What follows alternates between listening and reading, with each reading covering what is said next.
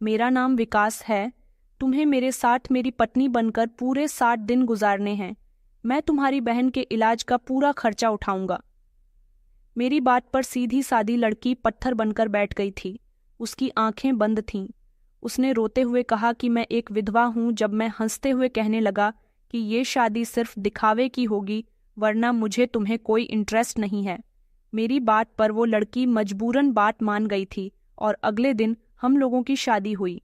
पर जब 2 दिन के बाद मैं ज़रूरी काम से कमरे में आया तो देखा कि वो लड़की आंखें बंद करके प्रार्थना कर रही थी। पहली बार उसको प्रार्थना करते हुए देखकर मुझे न जाने कि उस पर प्यार आया था। मेरे कदम पीछे हट गए। मैं मुस्कुराने लगा और कहने लगा इंटरेस्टिंग, क्योंकि वो प्रार्थना करते हुए बहुत ज़्यादा सुंदर लग रही थी। मेरे पिता की आखिरी बातें मेरे कानों में आज भी गूंजती थीं। वो अस्पताल के बिस्तर पर लेटे हुए थे, कमज़ोर हालत में सांसें ले रहे थे। उन्होंने मेरी आंखों में आंखें डालकर कहा था कि विकास, अगर तुमने 7 दिन में शादी नहीं की तो मैं अपना घर, अपनी जायदाद, कुछ भी तुम्हारे नाम नहीं करूंगा, बल्कि सब कुछ अनाथ आश्रम के हवाले कर दूंगा। मैं खामोश रहा। अपने होंठ बंद करके मैंने अपना सर झुका लिया था। मैं बचपन से अपने पिताजी को जानता था। उनका कहा हुआ एक एक शब्द पत्थर की लकीर होता था। उनका हर फैसला पक्का होता था, लेकिन उनका यह फैसला मुझे किसी ऐसी जंजीर से बांध रहा था जिसकी चाबियां मेरे हाथ में थीं ही नहीं। मैंने बाहर निकलकर सिगरेट जलाई और अपनी जेब से मोबाइल निकाला। सोनिया को फ़ोन किया। वही सोनिया जिसके साथ मेरी इंगेजमेंट पिछले साल हुई थी, मेरी कॉलेज फ्रेंड और जवानी की पहली मोहब्बत। हम दोनों ने एक साथ ढेर सारे सपने देखे थे। हम दोनों के बहुत ऊंचे ऊंचे ख्वाब थे। मैंने उसे फ़ोन मिलाया तो फ़ोन की घंटी बज रही थी। दूसरी घंटी पर ही उसने फ़ोन रिसीव कर लिया था। उसकी आवाज़ आई। उसने कहा, हेलो विकास, क्या हुआ? तबीयत ठीक है तुम्हारे पापा की? मैंने कहा, सोनिया, मुझे तुमसे एक बहुत ज़रूरी बात करनी है अभी, और इसी समय मुझे तुम्हारे साथ शादी करनी होगी। सिर्फ 7 दिन के अंदर, ये मेरे पिता की वसीयत है। एक लम्हे के लिए दूसरी तरफ से खामोशी छा गई थी। फिर थोड़ी देर के बाद हंसी की आवाज़ आने लगी। सोनिया हंसते हुए कहने लगी, विकास, ये सब नाटक करना छोड़ दो। मुझे कल लंदन जाना है। 1 हफ्ते के बाद आती हूँ, तब आराम से शादी करेंगे। जायदाद का क्या है? तुम अपने पिता के इकलौते बेटे हो, सब कुछ तुम्हारा ही होगा। मैंने सख्त शब्दों में कहा था कि तुम पागल हो गई हो क्या? मेरी बात को सीरियस क्यों नहीं ले रही हो? मैं मजाक नहीं कर रहा हूं। अगर 7 दिन में हमारी शादी नहीं हुई तो सब कुछ खत्म हो जाएगा। उसने कहा, तो क्या मेरे साथ ही शादी करनी जरूरी है? तुम्हें इतनी जल्दबाजी में शादी करनी है तो किसी और के साथ शादी कर लो। 7 दिन के लिए दिखावे की ही शादी कर लो किसी के साथ। मुझे तो वैसे भी तमाशा से नफरत है। मैं ऐसी उलझन में नहीं पड़ना चाहती। इतना कहकर उसने फ़ोन बंद कर दिया था। मैंने मोबाइल देखते हुए लंबी सांस ली थी। वो जानती थी कि मेरे पिताजी की वसीयत यही है, फिर भी उसने इनकार कर दिया था। शायद उसे लगा कि मैं मजाक कर रहा हूं, या शायद उसे मेरी बात पर यकीन नहीं आ रहा था कि मैं उसके बिना कुछ नहीं करूंगा, लेकिन मैं कुछ भी कर सकता था। इस समय सिचुएशन ही कुछ ऐसी आ गई थी और मैंने कर भी लिया। उस शाम मैंने कानूनी तौर पर वकील से बात की कि वो एक कॉन्ट्रैक्ट पेपर तैयार करें। उसमें डिवोर्स के पेपर्स भी होने चाहिए। 7 दिन की शादी, बस 7 दिन की। इसके बाद जिसके साथ मेरी शादी होगी वो जो चाहे कर सकती थी, तलाक लेना चाहे, अलग होना चाहे, कुछ भी। लेकिन मेरा मकसद इतना था, अपने पिता की वसीयत पूरी करना। मगर परेशानी थी तो वो ये थी कि लड़की कौन? लड़की ऐसी शर्त पर हंसी होती? कौन ऐसी लड़की होती जो मुझसे शादी 7 दिन के लिए कर लेती? मैंने एक कंपनी से कॉन्ट्रैक्ट किया था, जिनका दावा था कि वो कुछ ऐसे मजबूर लोगों के रिश्ते करवाते हैं जिनकी शादियां नहीं होती। मैंने अगली सुबह अपनी शादी की। शेरवानी खुद पसंद की। कोई दिखावा नहीं था, सिर्फ एक रस्म थी जिसमें मैं दूल्हा हूँ और सिर्फ कुछ दिनों के लिए ही शादी करने जा रहा हूँ। लेकिन अंदर कहीं एक अजीब सी उलझन थी। भूलझन जो न ख्वाहिश थी न मोहब्बत थी, सिर्फ जिम्मेदारी का बोझ थी। उसे मैं खुद अपने कंधों पर डाल चुका था। फाइनली दुल्हन का बंदोबस्त हो चुका था। गाड़ी में बैठते ही मुझे कॉल आ गई थी। वकील ने कहा था कि सारे कागजात तैयार हैं। आप जिस वक्त चाहे रजिस्ट्रार में आकर कोर्ट मैरिज कर सकते हैं। मैंने गहरी सांस ली और कहा कि ठीक है, मैं आ रहा हूँ। शादी किसी मंदिर, मैरिज हॉल या घर से नहीं थी, बल्कि कोर्ट मैरिज थी। मेरी मर्जी थी एक पुराना सा गेस्ट हाउस जहाँ कम रोशनी हो, गवाह हो, लेकिन ऐसा नहीं हो सका था। मुझे रजिस्ट्रार के ऑफिस जाकर ही कोर्ट मैरिज करनी पड़ी थी। मैंने वहां उसे पहली बार देखा था, जो कि दुबली पतली, गोरी रंगत की और लंबे बालों वाली थी। उसने हल्के गुलाबी कलर का सूट पहना हुआ था। दुपट्टा उसके कंधों पर डका हुआ था। न हाथों में मेहंदी थी, न चेहरे पर मेकअप था और न ही आंखों में कोई खुशी थी, मगर इसके बावजूद भी उसके अंदाज में एक ठहराव था, जैसे कोई सब कुछ हार कर भी खुद से नहीं हारा हो। मैंने उससे नजर चुरा ली थी। दिल में जैसे ही कुछ भड़क रहा था, मगर फौरन ही बूझ भी गया था। मेरे दो दोस्त गवाह बन गए थे। पहले तो उसने पेपर्स पर सिग्नेचर करने के लिए पेन हाथ में थामा था। उसके हाथ कांप रहे थे। फिर उसके बाद पेन मुझे दिया गया था। मैंने भी सिग्नेचर कर दिए थे। शादी पूरी हुई तो मैंने कागजात अपने पास रख लिए थे। सब कुछ इतनी खामोशी से हुआ था जैसे हम दोनों के बीच रिश्ता जुड़ नहीं रहा, बल्कि खत्म हो रहा है। शादी के फौरन बाद मैंने बाहर आकर मोबाइल खोला था और अस्पताल में फोन कर दिया था। श्रेया की बहन का इलाज शुरू करवाना था। मैं वादे से भागने वाला इंसान नहीं था। फोन पर डॉक्टर से बात की। बच्ची का नाम निशा है, फाइल तैयार करके रखिए, आज ही आपके अस्पताल में उसे एडमिट करवा रहा हूं। उधर श्रेया को नौकरानी ने मेरे घर के गेस्ट रूम तक पहुंचा दिया था। उसको तो मैं अकेले में रखना चाहता था, इसलिए मैंने उसको जानबूझकर अलग हिस्सा दे दिया था, क्योंकि ये शादी जैसी कि मैंने कहा था कि सिर्फ दिखावे की शादी थी। दोपहर के समय श्रेया खाना नहीं खा रही थी। नौकरानी ने आकर बताया कि मालिक वो लड़की कुछ भी नहीं खा रही है, बस पूजा पाठ कर रही है। मैंने कहा जाने दो, जिद करने की कोई ज़रूरत नहीं है। उसके साथ वो खुद 7 दिन में सीख जाएगी कि यहाँ के उसूल क्या है। उस रात मैं अपने कमरे में था, फाइलें में उलझा हुआ था, मगर दिमाग में मैंने नोटिस किया था कि श्रेया के माता पिता के बारे में मुझे कुछ पता ही नहीं था, ना उसने जिक्र किया था। माँ भी नहीं थी, सिर्फ एक बहन थी निशा। वो भी जिंदगी और मौत के बीच की जंग लड़ रही थी। इसको देखकर लगता था कि ये लड़की किसी बहुत बड़े नर्क से गुजर कर आई है, मगर फिर मैं खुद को समझाया करता था कि मुझे इस बात से क्या मतलब, मुझे उसके परिवार से, उसकी पर्सनल जिंदगी से क्या लेना देना। ये तो एक सौदा है ना। मुझे उसकी जिंदगी से कोई मतलब होना नहीं चाहिए, ना उसे मेरी जिंदगी से कोई मतलब होना चाहिए। अगले दिन सुबह मैं नाश्ते की टेबल पर था। टेबल पर एक चिट रखी हुई थी। उसमें लिखा था कि विकास जी, हम दोनों की शादी हो गई है, हम दोनों की शादी जायज़ है, ऊपर वाला हमारा गवाह है। मैं अपने भगवान से बहुत प्रार्थना करती हूँ और उसकी आभारी होंगी। उसने मुझे आप जैसा हमसफर दिया। मैं उसका ये नोट पढ़कर हैरान रह गया था। ये मुझे साफ बता रहा था कि वो इस शादी के लिए बहुत ज़्यादा सीरियस है। वो उसको कॉन्ट्रैक्ट शादी नहीं समझ रही है। मैंने वो चिट जेब में रख ली थी। न जाने क्यों तीसरे दिन मैंने अस्पताल जाकर श्रेया की बहन निशा से मुलाकात की थी। वो बहुत ही कमज़ोर थी, कम उम्र की थी, लेकिन मुझे देखकर जब मुस्कुराई तो मुझे अच्छा लगा था। मैंने कहा कि आपकी बहन बहुत बहादुर है। उसने मुझसे सिर्फ इतना पूछा कि आप मेरे जीजू हो। मैंने हंसते हुए कहा कि हाँ, कुछ दिन के लिए। थोड़ी देर में उसके पास बैठा रहा, बातें करता रहा।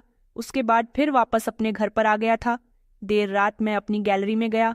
वहां से निकला तो श्रेया के कमरे की खिड़की खुली हुई थी। वहां से रोशनी आ रही थी। दिल कर रहा था कि जाकर देखूं वो क्या कर रही है, लेकिन फिर खुद को रोक लिया था। कई दिन गुजर चुके थे। वो इसी तरह खामोश अपने कमरे में रहती थी। वो कभी कमरे से बाहर निकलकर नहीं आई थी। मैंने उसका चेहरा पहली बार कोर्ट मैरिज वाले दिन देखा था। उसके बाद से अभी तक ना तो मेरा उससे सामना हुआ था और ना ही मैंने उसका चेहरा देखा था। मैं हमेशा अपने ऑफिस, हॉस्पिटल, फ़ोन कॉल्स और रात के अकेलापन में उलझा हुआ था। हम एक ही छत के नीचे रह रहे थे, लेकिन एक दूसरे से बहुत अलग थे। हमारी बात भी नहीं हुई थी। मैंने जानबूझकर ये दूरी रखी हुई थी। न किसी हुक्म की ज़रूरत थी, न तो वजह कि मैं चाहता था कि 7 दिन ऐसे गुजर जाए जैसे कोई साया तेजी के साथ गुजर जाता है और साया साथ हो पर कोई आवाज़ ना हो। तीसरे दिन सुबह नाश्ते पर मुझे नौकरानी ने बताया, श्रेया मैडम जल्दी उठ जाती है, अपने कमरे में प्रार्थना करती है, कुछ मांगती भी नहीं, सिर्फ छोटी छोटी बातों पर धन्यवाद करती रहती है। मैंने नज़र अखबार पर रखी हुई थी, लेकिन दिमाग में उसके शब्द अटक गए थे कि वो सिर्फ धन्यवाद ही करती है। जिस लड़की ने अपनी जिंदगी का सौदा बहन के इलाज के लिए किया हो, जिसे मैंने अपने मकसद के लिए इस्तेमाल किया, वो भगवान की भी आभारी है और धन्यवाद भी करती है। ये बात मेरे उसूलों में फिट नहीं हो रही थी। उसी दिन शाम को ऑफिस से मैं जल्दी घर आ गया था। बारिश हो रही थी, आसमान पर बादलों की गरज थी।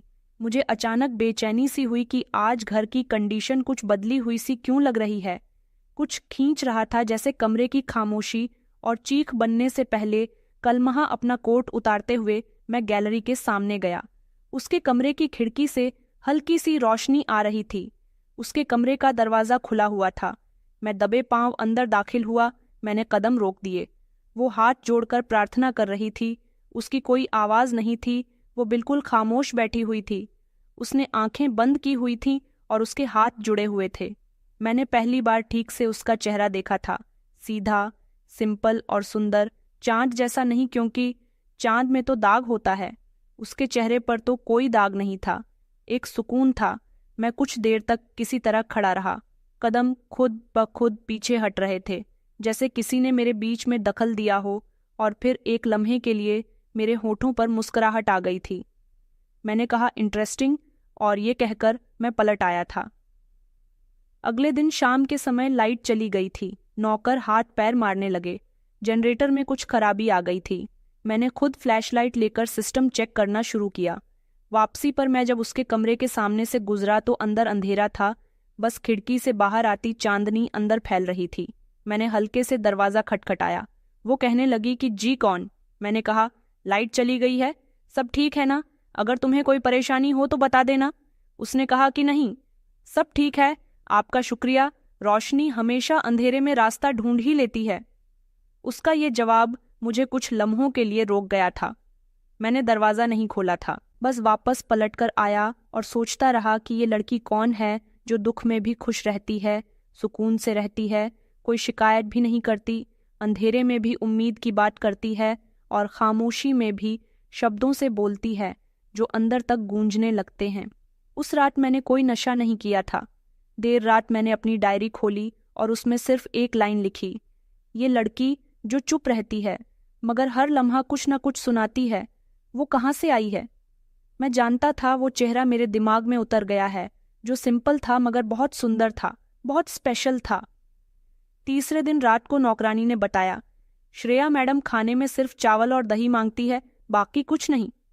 मैंने सर हिला दिया और कहा, जो वो मांगे उसे दे दिया करो, बिना सवाल किए। अगले दिन मेरे कमरे के दरवाजे पर एक ट्रे रखी हुई थी।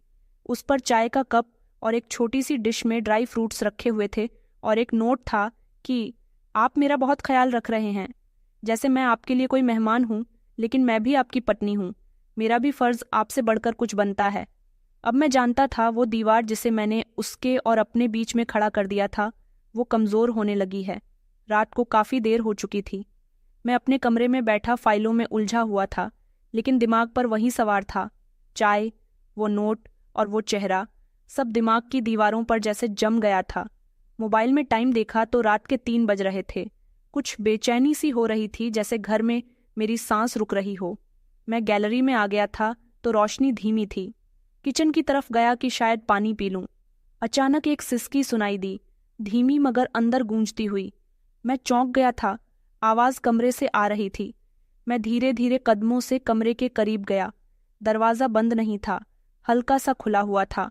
अंदर झांका तो देखा कि वो ज़मीन पर बैठी अपने दोनों घुटने सीने से लगाए रो रही थी। उसका सिर झुका हुआ था, चेहरा दुपट्टे की आड़ में ढका हुआ था। मैं कुछ देर दरवाजे पर खड़ा रहा, हिचकिचाते हुए अंदर चला गया। कुछ कहे बिना किचन से लाया हुआ पानी का गिलास टेबल पर रख दिया। वह चौंक गई थी और नज़र उठाकर मेरी तरफ देखने लगी, मगर कुछ नहीं बोली। मैंने धीरे से कहा कि पानी पी लो। उसने नज़र चुराई। उसके हाथ कांप रहे थे। उसने ग्लास थामने की कोशिश की, लेकिन उसके हाथों में मजबूती नहीं आ पा रही थी। मैंने आगे बढ़कर ग्लास थाम लिया था, उसके हाथ में दिया। उसी लम्हे मेरे हाथ उसके हाथ से टकराए थे। ठंडे हाथ, जैसी कोई बिजली ना हो, वो मिट्टी हो। मैंने फौरन अपना हाथ हटा लिया। उसकी छुअन मैंने अंदर तक महसूस की थी। बाहर मैंने किसी का हाथ थामा और लगा कि ये हाथ पूरा है, जैसे हाथों के बीच कोई नया रिश्ता है। लेकिन अगले ही लम्हे मैंने खुद को झटक दिया था। ग्लास छोड़कर मैं पीछे हटा और सोचा कि ये सिर्फ सौदा है। विकास, भूल मत जाना, मैंने दिल है दिल में खुद को याद दिलाया था। मैं पलटने लगा तो उसने धीमी आवाज में कहा कि कभी कभी इंसान सिर्फ चुप रहना चाहता है क्योंकि शब्द कम पड़ जाते हैं। मैं रुक गया। उसकी आवाज में शिकायत नहीं थी। मैंने पीछे पलटकर देखा तो वो अपनी आंखों से आंसू साफ कर रही थी। मैंने कहा, अगर कुछ चाहिए हो तो बता देना। यह कहकर मैं कमरे से निकल गया था। अगली शाम डॉक्टर का फोन आया कि निशा की टेस्ट रिपोर्ट्स बेहतर थीं। मैं खुश हुआ, लेकिन जिसके लिए मैं यह सब कुछ कर रहा था वह खुद खामोशी की दीवारों के पीछे छुप गई थी। मैं ऑफिस जाने के लिए तैयार हो रहा था जब बाहर कुछ शोर सा हुआ। डॉक्टर ने आकर कहा कि सर, बाहर एक मैडम आई है, कहती है कि आपकी मंगेतर है। उन्होंने अपना नाम सोनिया बताया है। मैंने गर्दन झटकी। वो लंदन से आ गई थीं। मैंने कहा, उन्हें ड्राइंग रूम में बिठाओ, मैं आ रहा हूं। दरवाज़ा खुलते ही वो अंदर ढाबा बोलने के अंदाज में दाखिल हुई थी। जीन्स टॉप में चेहरे पर मेकअप था और आवाज में कड़कपन था। उसने कहा कि ये लड़की कौन है जिसने तुमसे शादी की है, ये मेरी जगह क्यों है? मैंने सुकून से कहा, सोनिया बैठो। उसने कहा कि नहीं, मुझे जवाब चाहिए, तुमने शादी कर ली। सच में मुझे बिना बताए मैंने ठंडी सांस ली और कहा कि तुमने इनकार कर दिया था, इसीलिए मैंने फैसला कर लिया। उसने कहा कि ये सब झूठ है, मैं सिर्फ 2 दिन लेट हुई हूं। तुमने मेरे ना आने पर किसी दूसरे लड़के को अपना नाम दे दिया। मैंने कहा, तुम लेट हुई और वो टाइम पर आ गई। वो हंसने लगी और कहने लगी, तुम उसे पत्नी कहने लगे या अभी भी सिर्फ कॉन्ट्रैक्ट है? मैंने नजर चुराई और कहा, ये शादी सिर्फ एक मकसद से हुई थी जो तुम्हें पता है। अब तुम आ गई हो तो हमारे बीच की बहस भी फायदा है। उसने कहा कि अच्छा, तुम्हारे शब्दों में नरमी आ गई है। उसके लिए मैं खामोश रहा। सोनिया के कदम तेज थे। वो घर के अंदर की तरफ बढ़ने लगी। उसने कहा कि मैं उसको देखना चाहती हूँ जिसने तुम्हारे साथ शादी की है। मैंने उसका बाजू पकड़ लिया और कहा, ये इज्जत का मामला है सोनिया, वो मेरे घर में है, मेरी पत्नी है। उसने कहा तो कितने दिनों के लिए ये शब्द मेरे दिल में खंजर की तरह लगा था। मैंने हाथ जोड़ दिए। वो पलटकर चली गई, लेकिन जाते जाते कहकर गई थी कि ये जंग खत्म नहीं हुई है। वो तुम्हारी पत्नी सिर्फ तुम्हारी मर्जी से नहीं बन सकती। सोनिया के जाने के बाद मैं काफी देर तक गैलरी में खड़ा रहा था। घर खामोश था, लेकिन मेरे अंदर शोर मचा हुआ था। श्रेया ने कोई सवाल नहीं किया, न कोई सफाई मांगी। बस शाम को खाने के समय एक नोट ट्रे में रखा था कि आपके मेहमान खुश थे। मैंने जवाब नहीं दिया, सिर्फ उस नोट को जलते हुए चूल्हे पर रख दिया। अगले दिन सोनिया की माँ का फोन आया, विकास बेटा, तुमने जो किया वो जल्दबाजी थी। सोनिया तुमसे मोहब्बत करती है और ये सब गलतफहमी है। मैंने कहा, आंटी, आप मेरी मम्मी की तरह हैं, लेकिन फैसला मेरी जिंदगी का था। मेरे लिए वक्त पर रहना बहुत जरूरी। उन्होंने हार मान ली, लेकिन उनके शब्दों में एक दम था। मैं शाम को जब घर वापस आया तो देखा किशोरियां आंगन में अपनी बहन निशा के साथ बैठी हुई थी। उसने मुझे देखकर मुस्कुराते हुए कहा कि विकास जीजू, आपकी पत्नी बहुत प्यारी है। मैंने सिर्फ मुस्कुराकर सर हिला दिया। फिर अचानक दिल में ख्याल आया, सोनिया ने आज तक मुझे ऐसे लम्हे कभी नहीं दिए थे, न सुकून न प्यार। वो हमेशा अपनी जगह पक्की करने के लिए कुछ ऐसा करती थी जैसे मोहब्बत भी किसी बिजनेस डील का हिस्सा हो। उसी रात दरवाजे पर हल्की सी दस्तक हुई। दरवाज़ा खुला तो श्रेया थी। मैंने खिड़की खोली थी। बारिश की आवाज़ से नींद नहीं आ रही थी। मैंने उसे अंदर आने के लिए कहा, बैठो, तुम्हें कुछ चाहिए? वो कहने लगी, मैं सिर्फ इतना जानना चाहती हूँ, क्या मैं आपके लिए कोई बोझ हूँ? मैंने उसकी आंखों में झांका नहीं था, बस सिर्फ इतना कहा कि तुम मेरे लिए वो इंसान हो जिसे मैं समझने की कोशिश कर रहा हूँ। वो खामोश रही, फिर कहने लगी कि आपको लगता है कि सोनी आपकी जिंदगी में वापस आ सकती है। मैंने एक लम्हे सोचा था और कुछ कहा कि रिश्ते सिर्फ वक्त ही होते हैं। मैं अभी समझ नहीं पाया था कि ये रिश्ता कौन सा है, लेकिन सोनिया मेरे दिल से निकल चुकी है। वो धीरे से कहने लगी, तो सिर्फ मुझे 7 दिन यहाँ रहना है। इतना कहकर वो पलट गई थी। सोनिया वापस आ गई थी, लेकिन जो बातें कभी पूरी लगती थीं अब अधूरी सी लगने लगी थीं। दोपहर का समय था। मैं घर वापस आया तो हॉल में एक हलचल सी महसूस हुई। नौकरानी घबराई हुई थी, अंदर आई और कहने लगी कि सर, शिया मैडम ने फ्रूट काटते हुए अपना हाथ काट लिया है। उनका बहुत खून बह रहा था, वो भी अंदर ही है। निशा पट्टी ला रही है। मेरे कदम जैसे खुद ब खुद उसके कमरे की तरफ मुड़ गए थे। दरवाज़ा खुला तो वो कुर्सी पर बैठी थी। एक हाथ दूसरे हाथ की हथेली पर रखे खून से भरा हुआ रूमाल उसने दबा रखा था। निशा उसके सामने खड़ी हुई थी। उसका हाथ थामकर हिचकिचाहट के साथ मैं तेजी से आगे बढ़ा। मैंने कहा, दिखाओ। वो चौंक कर मेरी तरफ देखने लगी। बस धीरे से उसने हाथ थामने दिया। कट गहरा नहीं था, मगर काफी खून बह चुका था। मैंने रूमाल हटाया, हाथ पानी से साफ किया और उंगलियों के बीच हिस्से पर लपेटने लगा।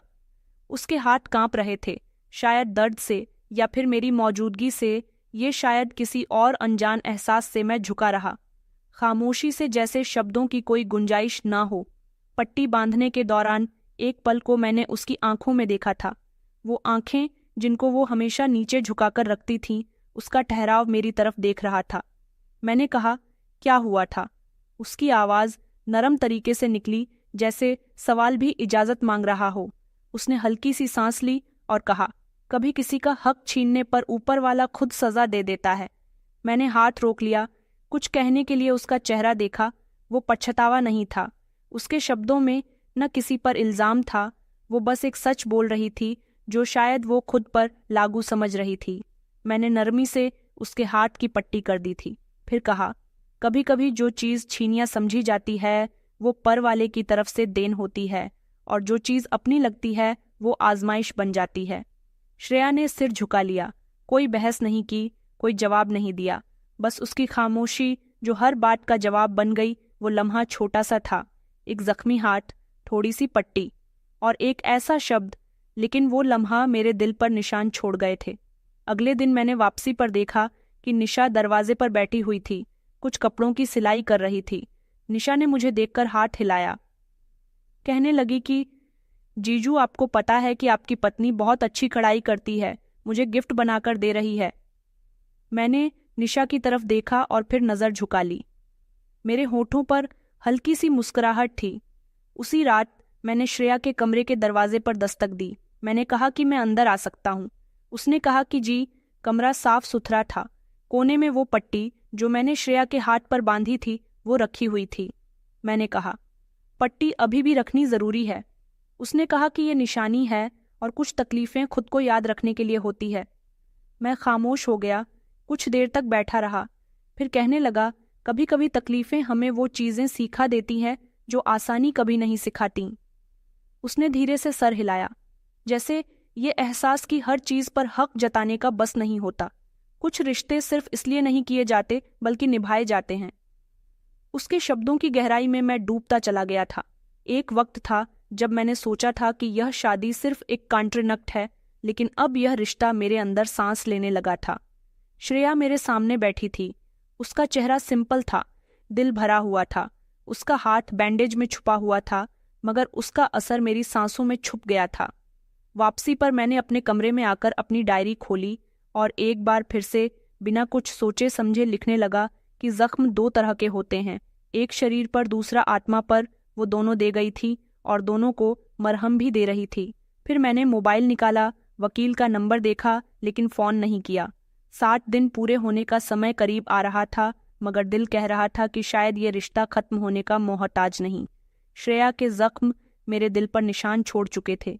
उस दिन दोपहर कुछ ज्यादा ही खामोश थी। बाहर हल्की सी धूप थी। मैं ऑफिस से जल्दी वापस आ गया था।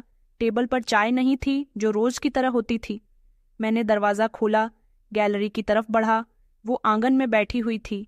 उसके हाथ में ट्रे, चाय के कप और कुछ बिस्कुट थे। उसने एक सिंपल सी साड़ी पहनी हुई थी जिसमें वो काफ़ी सुंदर लग रही थी। मैं वहीं रुक गया, सिर्फ उसे आते हुए देखता रहा था। उसकी रफ्तार धीमी थी, उसकी नज़रें नीची थीं, लेकिन उसके चेहरे पर कुछ सोचने जैसा था। जैसे कि वो मेरे करीब पहुंची तो मैंने धीरे से कहा कि तुम्हारी आंखें बहुत कुछ कहती हैं, लेकिन तुम्हारे होंठ क्यों खामोश रहते हैं।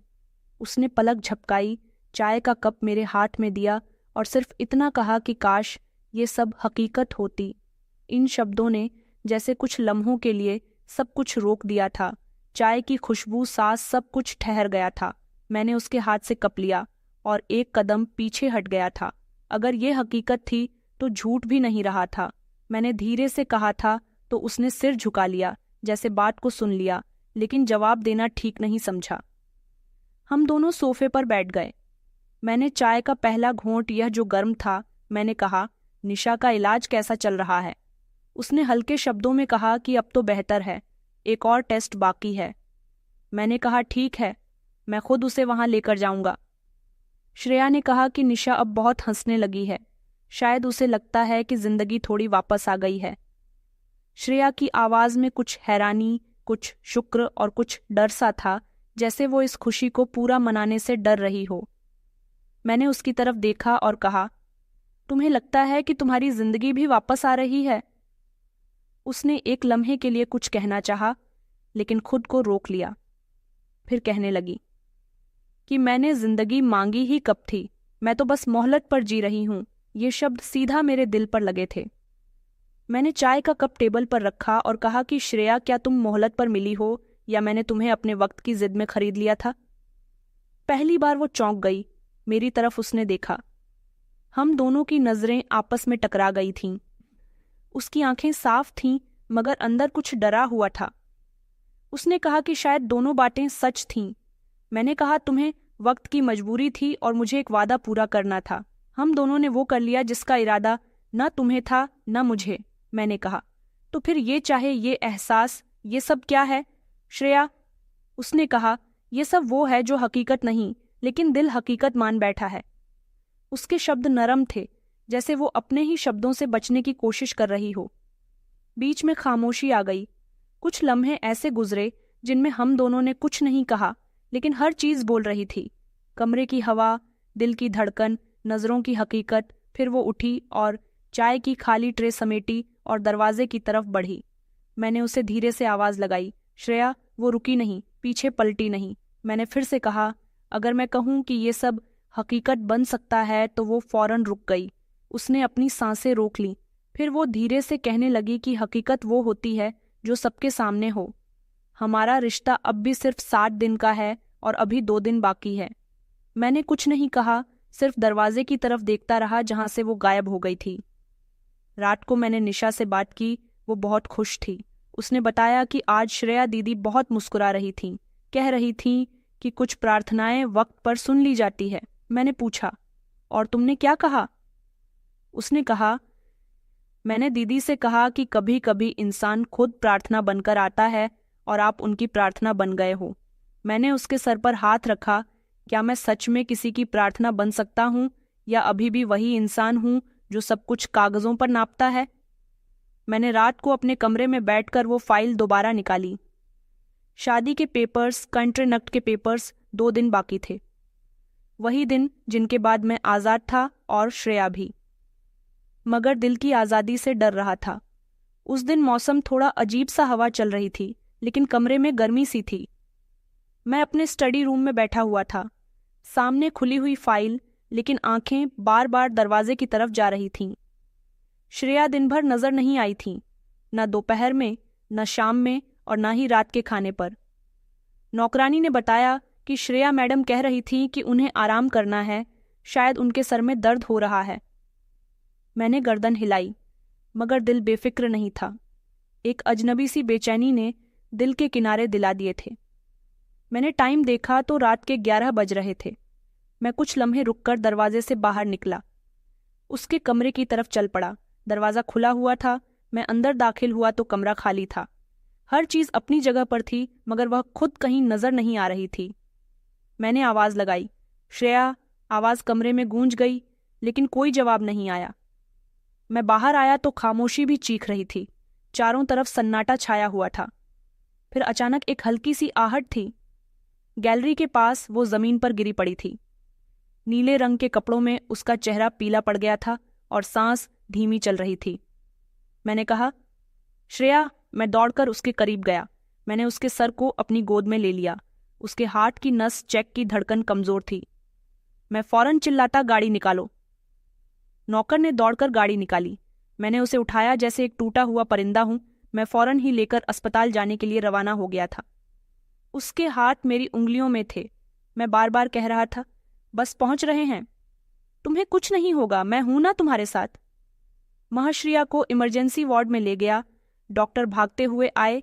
इंजेक्शन, ऑक्सीजन और ढेर सारे सवाल। एक डॉक्टर ने मुझे अलग ले जाकर कहा कि सर, इन्होंने नींद की गोलियां खाई हैं, क्वांटिटी ज्यादा थी। आप टाइम पर इन्हें अस्पताल ले आए, वरना ना जाने क्या हो जाता। मैंने जमीन पर बैठे हुए सिर्फ इतना कहा कि वो जिंदा है ना। डॉक्टर ने सर हिलाया। अभी मैं कुर्सी पर बैठ गया था। दिमाग में सिर्फ एक सवाल था कि उसने ये सब क्यों किया।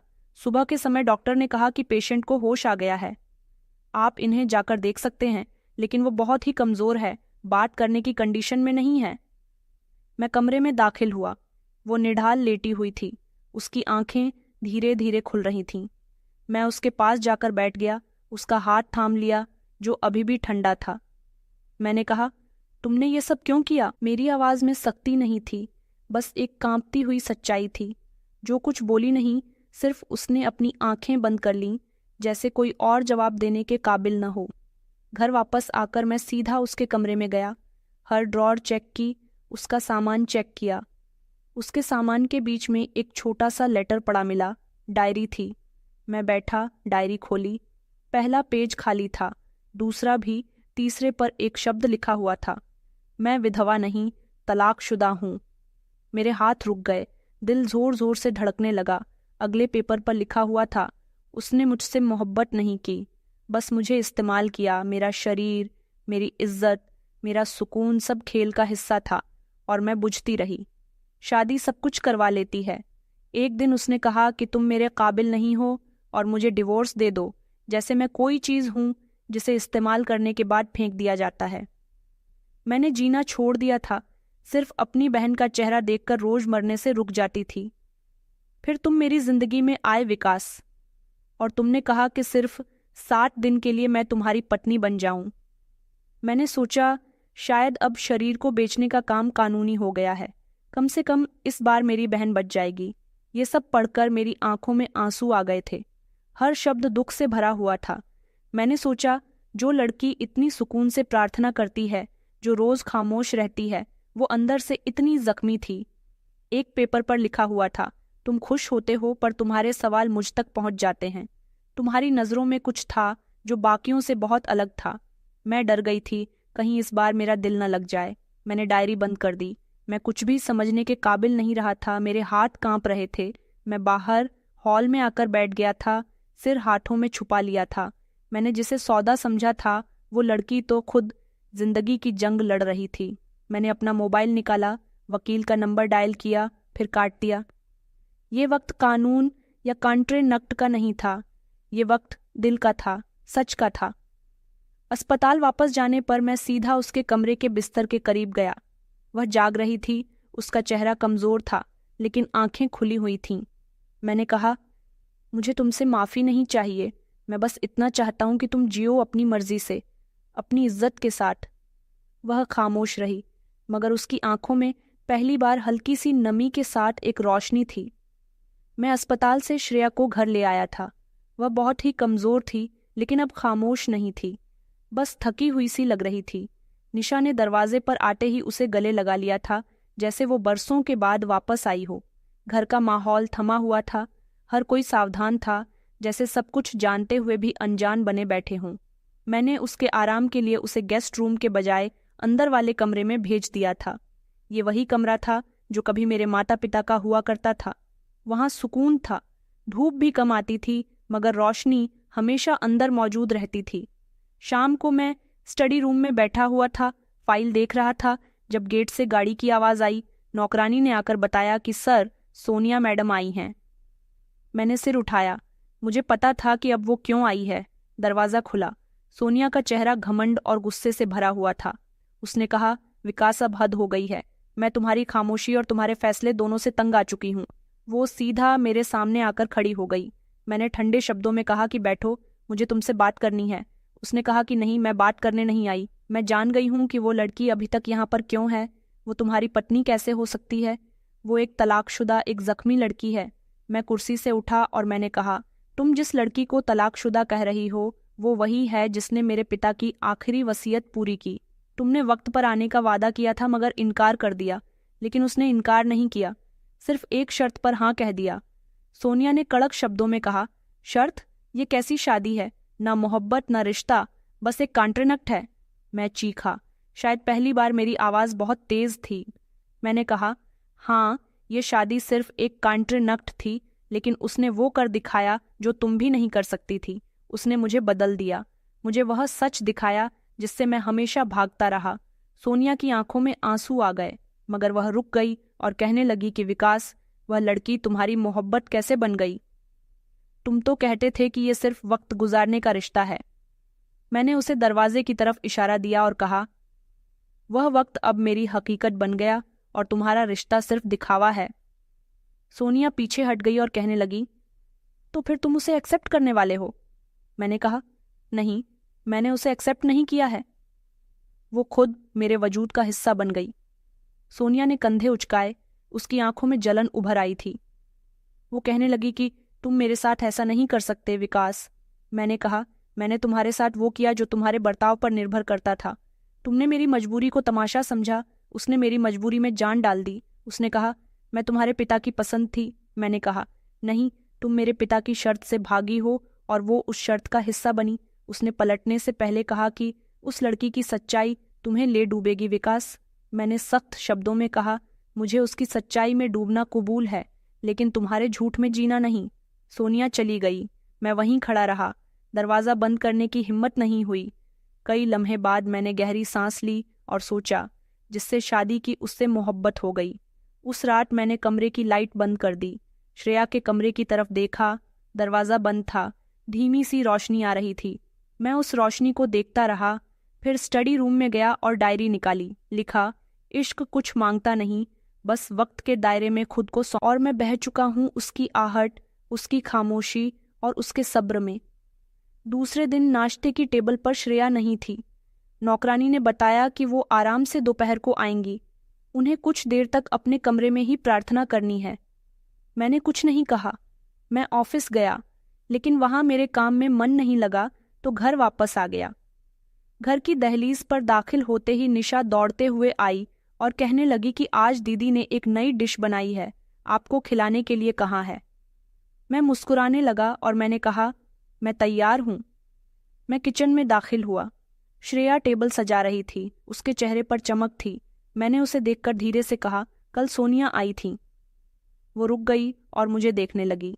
कहने लगी कि मुझे पता था, उसे तो आना ही था। मैंने कहा, श्रेया, तुम वो जिसने मेरी और मेरे पिता की इज्जत बचाई है। श्रेया ने नज़र उठाई, कुछ कहने की कोशिश की, मगर वो कुछ बोली नहीं, बस मेरी तरफ देखने लगी। मैंने कहा, श्रेया, मैं तुमसे मोहब्बत करने लगा हूँ। इस बार वो हल्के से मुस्कुराने लगी, जैसे जानती हो, फिर नज़र नीचे रख ली। वो जानती थी कि अब मैं भी, और अब ये रिश्ता शब्दों से आगे निकल चुका था। 60 दिन गुजर चुके थे। सुबह जब मैं उठा तो बंगले में सब लोग जाग चुके थे, लेकिन एक अजीब सा सन्नाटा था। कमरे की खिड़की से रोशनी अंदर आ रही थी। टाइम सुबह के 7 बज रहे थे, जैसे कोई कह रहा हो कि वक्त पूरा हो चुका है। मैं बाहर निकला तो किचन में हरकत नजर आई। निशा टेबल पर नाश्ते की चीजें रख रही थी, लेकिन श्रेया वहां नहीं थी। मैंने धीरे से पूछा कि श्रेया कहाँ है? निशा ने गर्दन नीचे रखते हुए कहा, वो अपने कमरे में है, शायद सामान पैक कर रही है। ये शब्द जैसे मेरे शरीर से जान निकाल गए थे। मैं खामोश रहा। मेरे लिए जवाब देना मुश्किल लग रहा था, जैसे हर शब्द बोझ बनकर मेरे गले में अटक रहा हो। दोपहर के करीब मैं उसके कमरे की तरफ गया। दरवाज़ा खुला हुआ था। मैं अंदर दाखिल हुआ तो श्रेया ज़मीन पर बैठी हुई थी। सूटकेस खुला हुआ था। कुछ कपड़े पैक किए जा चुके थे और बाकी के रख रही थी। वो धीरे धीरे अपना सारा सामान रख रही थी। ऐसा लगता था जैसे उसने जाने का फैसला कब का तय कर लिया है। मैं दरवाजे पर ही रुक गया। कुछ देर इसी तरह खड़ा रहा। श्रेया ने मुझे देखा नहीं था। अच्छा, जानबूझकर नज़र नहीं मिला रही हो। फिर वो कहने लगी कि मैं जा रही हूँ, जैसे कि वादा था। 60 दिन पूरे हो गए हैं और अब मेरा यहाँ कोई हक नहीं रहा। मैं अंदर दाखिल हुआ। मैंने अंदर कदम रखते हुए कहा कि मैंने तुम्हें जाने के लिए नहीं बुलाया। उसने कपड़े फोल्ड करते हुए कहा, लेकिन आपने रोका भी नहीं है। मैं खामोश हो गया। फिर वह कहने लगी कि शादी का समय पूरा हो चुका है, वादा भी पूरा हो गया है, मेरा रिश्ता खत्म हुआ। अब मैं सिर्फ वही हूं जो पहले हुआ करती थी, तलाकशुदा, खामोश और मजबूर। मैंने कहा, तुम वो नहीं हो, तुम वो हो जिसने मुझे आईना दिखाया, जो मेरी दुनिया में आई और सब कुछ बदल कर रख दिया। वो धीरे से मुस्कुराई थी। उस दिन पहली बार उसने कहा, तो फिर आपको ये बात 7वें दिन ही क्यों याद आई? 6ठे दिन, 5वें दिन या चौथे दिन भी तो याद आ सकती थी ना। आपने मुझे क्यों नहीं कहा कि मुझे रुक जाना चाहिए? मैं खामोश हो गया था। कुछ लम्हे गुजर गए। मैं फिर बोला कि वादा दिल से किया जाता है। ये शब्द जैसे हवा में ठहर गए थे। वो उठ खड़ी हुई। उसने अपना सूटकेस बंद किया और खिड़की की तरफ चल दी थी। हल्की हवा अंदर आ रही थी, पर्दा उड़ रहा था। उसने कहा, विकास, दिल से किए गए वादे हमेशा वक्त से पहले टूट जाते हैं और वक्त के वादे वो कभी दिल के काबिल नहीं होते। मैंने कदम आगे बढ़ाया, उसके पीछे जाकर खड़ा हो गया। मैंने कहा, श्रेया, तुमने एक सौदा पूरा किया, मैंने एक वसीयत निभाई, लेकिन जो हमने महसूस किया वो क्या था? वो कोई झूठ था। उसने कहा कि कुछ भी महसूस करना जुर्म नहीं होता, बोलना हक है। आपने कभी नहीं कहा कि मैं आपके लिए कुछ मतलब रखती हूं, और मैंने भी कभी नहीं कहा कि मैं ठहरना चाहती हूं। मैंने पहली बार उससे सवाल किया, लेकिन तुम रुकना चाहती हो ना? वो मेरी तरफ पलटी। उसकी आंखों में आंसू थे और कहने लगी कि हाँ, लेकिन खुद नहीं कह सकती, क्योंकि मैंने वादा किया था, और वादा निभाने वालों को खुद सबसे ज्यादा वादा प्यारा होता है। उस पर मुझे लगा कि सब कुछ रोक दूं, वक्त, फासला, कस्में, सब कुछ। वह सूटकेस के साथ बाहर निकली। निशा दरवाजे के बाहर खड़ी हुई थी। उसने लिपट कर श्रेया को गले लगा लिया और कहने लगी कि दीदी, आप कहाँ जा रही हो? श्रेया ने उसके सर पर हाथ रखा और कहने लगी, कहीं नहीं, बस एक वादा पूरा कर रही हूँ, लेकिन तुम्हारे दिल में हमेशा रहूंगी। गाड़ी गेट पर खड़ी थी। मैं दरवाजे पर आया। नौकर ने सामान रखा। श्रेया गाड़ी के दरवाजे के करीब पहुंची। मैंने आखिरी बार पुकारा। वो रुक गई, लेकिन उसने पलट कर नहीं देखा। मैंने कहा, अगर तुम जा रही हो तो चली जाओ, न कि मेरे वादे को निभाने के लिए। वो कुछ देर खड़ी रही, फिर धीरे धीरे गाड़ी में बैठ गई। दरवाज़ा बंद हुआ, गाड़ी चल पड़ी। मैं वहीं दरवाजे के पास खड़ा रहा जब तक गाड़ी नज़रों से ओझल नहीं हुई। वो जा चुकी थी। वो 60 दिन जो कभी बोझ हुआ करते थे, अब कमी बन गए थे। मैं दरवाजे पर बैठा रहा और खुद से कहने लगा, जिस लड़की को मैंने खरीदा हुआ समझा, वो मुझे मेरी कीमत का अंदाज़ा दे गई। शाम ढल रही थी। धूप की रोशनी कम हो रही थी। मैं अकेला था, लेकिन पहली बार अपनी खामोशी में किसी की आवाज़ गूंजती हुई महसूस हो रही थी। रात भर मुझे नींद नहीं आई थी।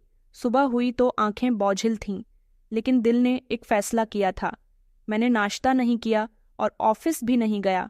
सिर्फ गाड़ी निकाली और शहर की सड़कों पर निकल पड़ा था, जहां जिंदगी बिखरी हुई थी और कहीं ना कहीं वह भी। मैं पिछले मोहल्ले में गया जहां वह अपनी बहन के साथ रहती थी। पड़ोसियों ने बताया कि वह वापस आई ही नहीं, सिर्फ कोई ज़रूरी कपड़े भिजवा दिए थे। मैं फिर से अस्पताल गया जहां निशा का इलाज होता था।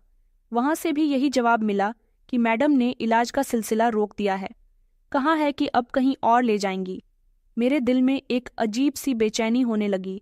मैंने उसके बारे में जानने की आखिरी उम्मीद पर हाथ डाला। वो मंदिर जिसका वो अक्सर जिक्र करती थी, जहां वो दर्शन करने के लिए जाती थी, मैंने सोचा कि शायद वो मुझे वहां मिल जाए। मैं शाम को वहां पहुंचा। शहर से काफ़ी दूर दूर से लोग वहां दर्शन करने के लिए आ रहे थे। वहीं एक कोने के हिस्से में एक लड़की बैठी हुई थी। मैं दूर खड़ा रहा, लेकिन दिल ने कहा कि ये वही है। वो हाथ जोड़कर प्रार्थना कर रही थी। उसके होंठ हिल रहे थे। उसे देखकर मेरे दिल की धड़कनें तेज हो गईं। वो प्रार्थना कर रही थी। मैं धीरे से उसके करीब गया। मैंने कहा, श्रेया। वो चौंक गई। उसने अपनी आंखें खोली, मेरा चेहरा देखा। उसकी आंखों में आंसू थे। मैंने एक लम्हे में कुछ भी कहे बिना उसकी आंखों में वो सब कुछ कह दिया जो शब्दों से मुमकिन नहीं था। मैंने कहा, मैं तुमसे सिर्फ शादी नहीं बल्कि जिंदगी मांगने के लिए आया हूं। उसकी आवाज़ नहीं निकली, बस आंखों से आंसू बह रहे थे। मैं भी उसके पास ही बैठ गया और मैंने ऊपर वाले से प्रार्थना की कि अगर ये लड़की मेरे भाग्य में है तो आज इसे मेरी जिंदगी में शामिल कर दो। मैंने उसे खोने के लिए नहीं पाया था और मैंने जो कुछ कहा था वो हकीकत थी। प्रार्थना करने के बाद वो खामोशी से उठी। मैंने हाथ बढ़ाया, वो पीछे नहीं हटी। उसने आंसू साफ किए। मैंने कहा कि मैं जानता हूं कि मैंने देर की है, लेकिन ये देर मेरे दिल को समझने में लगी। तुम्हें नहीं, तुम तो पहले दिन से ही मेरी हकीकत बन चुकी थी। मैंने सिर्फ कहने में वक्त लगा दिया। कुछ देर वो खड़ी रही और फिर धीमी आवाज में कहने लगी कि विकास, मैं वादा निभाने गई थी, मोहब्बत छोड़कर नहीं। मैंने तुमसे कुछ नहीं मांगा, बस खुद को थोड़ा सलामत रखना चाहा। मैंने कहा, मैंने तुम्हें अपना सब कुछ माना है। तुम चली गई तो लगा जैसे कुछ बचा ही नहीं। मैं चाहता हूं कि तुम मेरी पत्नी बनो, इस बार बिना किसी कॉन्ट्रैक्ट के, बिना किसी शर्त के। वो खामोश रही। उसने कहा, क्या तुमने मेरे बीते हुए समय को भी थामने का फैसला कर लिया है? मैंने उसकी आंखों में देखा। मैंने उससे कहा कि मैं तुम्हारे साथ हूं, वो सब कुछ झेलने के लिए तैयार हूं जो तुमने पहले अकेले झेला। श्रेया की आंखों से आंसू बहने लगे। उसने आसमान की तरफ देखा, प्रार्थना की और फिर मेरे साथ हाथ पकड़कर आगे बढ़ गई। मैंने उसकी तरफ देखा और कहा, चलते हैं वहीं जो तुम्हारा भी है। उसने सर हिलाया। उसकी आंखों में सुकून था। उसके हाथ ने मेरे हाथ थामे थे। मैंने जिस लड़की को सौदा समझा था, अब वो मेरे दिल की सबसे कीमती सच्चाई बन चुकी थी। श्रेया मेरे साथ गाड़ी में बैठी थी। सड़क पर हर मंजर और खुश लग रहा था। मेरे अंदर सब कुछ बदल चुका था। मेरे बराबर में वो लड़की बैठी थी जिसे मैंने 60 दिन की शादी के लिए चुना था, और अब वो मेरी पूरी जिंदगी बनने जा रही थी। मैंने घर जाकर सबसे पहले अपने कमरे में रखी अलमारी खोली जिसमें वो कॉन्ट्रैक्ट के पेपर्स रखे हुए थे। मैंने वो कॉन्ट्रैक्ट पेपर अपने हाथों से फाड़ दिए और हमेशा हमेशा के लिए श्रेया का हाथ थाम लिया।